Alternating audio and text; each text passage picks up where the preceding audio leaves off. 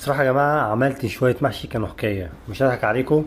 كان أحلى ما في المحشي هو شوربة المحشي. أبدعت في المحشي عشان خاطر أشرب شوربة المحشي. أعتقد مفيش حد قبل كده شربها شوربة المحشي دي. عشان كده شوربة المحشي دي مش أي حد يعملها، لازم أنت تعملها كويس جدا عشان تشربها.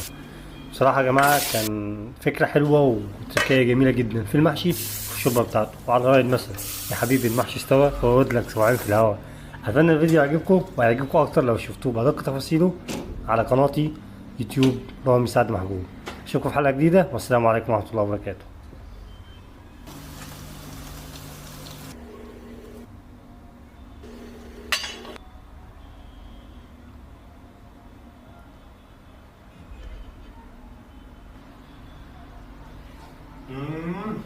شوربة تقيلة.